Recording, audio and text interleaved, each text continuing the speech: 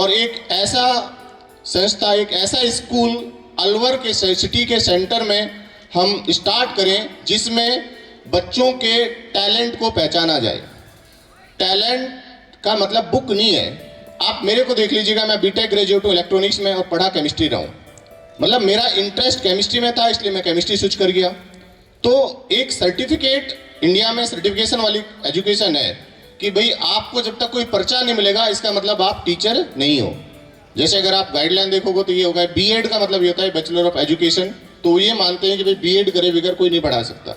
मेरा इसमें, मैं इसका अपोजिट सोचता हूँ। अगर आपके अंदर अच्छी थॉट्स हैं, आप पैशन है किसी चीज़ के लिए, तो आप आइए। मेरी टीम खड़ी है पूरे। मैं टीचर्स को हमेशा कहता हूँ कि टीचर बनना इतना आसान नहीं होता है।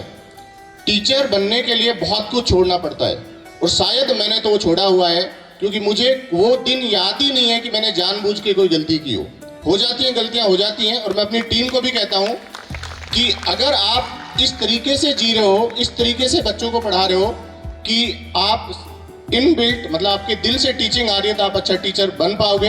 अदरवाइज तो पैसे की दौड़ में आप देखिए, कोचिंग्स आती हैं तो डिस्टर्ब करके एक्स पैसा मिला उसको 2x करके डिस्टर्ब करने की कोशिश करती हैं, लेकिन कहीं ना कहीं वो थमता है और आपको नुकसान ही होता है। तो हम लोगों ने जो कोचिंग में जो काम किया है, हम ये चाह रहे हैं कि अब इस शहर को, इस एरिया को, इस तरीके का जो आजकल कंसेप्ट जिसकी मैं बात कर रहा था कि 6 ऑनवर्ड कोचिंग चाहते हैं, लेकिन हमारा थोड़ा इसमें अलग विचार था कि कोचिंग के साथ साथ एक्स्ट्रा करिकुलर एक्टिविटीज, स्पोर्ट्स, इसको भी प्रॉपर दिया जाए। अगर मान लो एक छोटा बच्चा 6 क्लास में है, मेरे हिसाब से 10-11 साल का होता है, अगर उस छोटे बच्चे को आप सिर्फ बुक की नॉलेज दोगे और लाद दोगे उस पर, तो वो क्रिएटिव नहीं बनेगा। बुकिश नॉलेज जो है आप उसमें कंपटीशन फाइट कर सकते हो, बट आप जो है क्रिएटिविटी डेवलप नहीं कर सकते। तो हमने ये सोचा कि क्यों आधे समय में तो उनको पढ़ाया जाए और एक डेप्थ कंसेप्ट नॉलेज उनको दी जाए, और फिर जो स्कूल का टाइम तो थोड़ा ज़्यादा भी होता है कोचिंग से, तो बाकी समय में उनको जो एक्टिविटीज़ हैं, जैसे हमने यहाँ पे स्पोर्ट्स की पूरी सुविधा रखी है, स्विमिंग है, फुटबॉल है, बैडमिंटन है, ठीक है, और छोटे मोटे गेम जैसे बास्केटबॉल है, वॉलीबॉल है, और भी जितने हैं मैं नाम लगभग जो हैं सारे हमने अभी इनिशियल स्टेज पे डेवलप करने की कोशिश की है। ऑल्दो अभी तो रिनोवेशन का काम चल रहा है। रीज़न बीइंग, क्योंकि देखिए हर बच्चा मार्क्स से जज नहीं होता है। हम लोग कोचिंग में पढ़ाते हैं, माँ बाप और हम भी चाहते हैं कि हर बच्चा IITian बने या डॉक्टर बने, but it is not possible. अगर हमारे पास कोई फॉर्मूला होता तो शायद हमारे बहन भाई पहले बनते। तो वो बच्चे पे डिपेंड करता है, लेकिन हर बच्चे में कुछ टैलेंट होता है। तो हम ये चाह रहे हैं कि जैसे मान लो कोई छोटा बच्चा है, 9-10 तक तो सब बच्चे कॉमन है।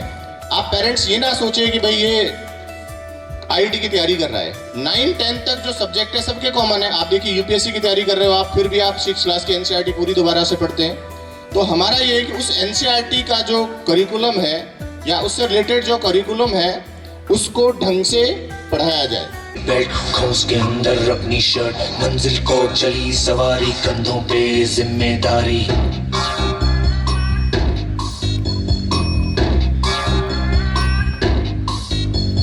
हाथ में फाइल, मन में दम, मीलों मील चलेंगे हम, हर मुश्किल से टकराएंगे, टस से मस ना होंगे हम। दुनिया का नारा चले रहो, मंजिल का इशारा चले रहो। ये सोते भी है, टेंशन आगे रहने की है, टेंशन मेहनत इनको प्यारी है, एकदम आज्ञाकारी है। दुनिया का नारा चले रहो, मंजिल का इशारा चले रहो।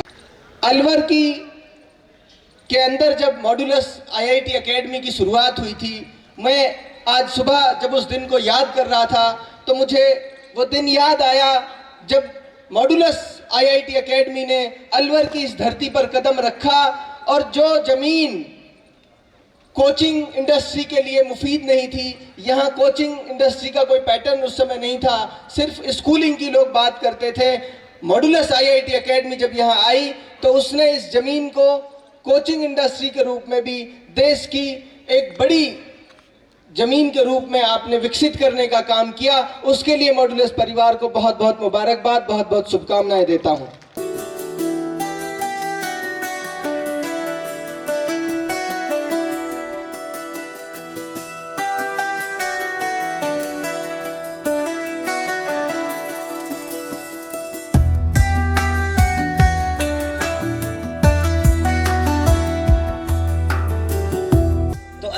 अभिभावकगण जिन्होंने हम जैसे नादान लोगों पे भरोसा किया और हमारे भरोसे अपने बच्चों को छोड़ दिया था। आज से 7 साल पहले से शुरू किया था उन्होंने, और अपने बच्चों पे हमारे अंडर में ऐसे छोड़ दिया कि आप सर इनको जानो, इनको पढ़ाओ लिखाओ।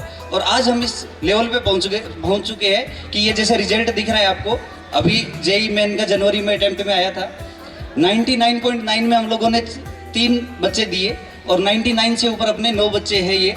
तो ऐसा शानदार रिजल्ट अभी तक अलवर में नहीं आया हुआ है। और तो आज स्कूल की ओपनिंग समारोह में मैं इतना ही कह सकता हूं कि आज हम लोग केवल आपसे प्रॉमिस कर सकते थे, प्रूव करने का आज का समय हमारा नहीं था।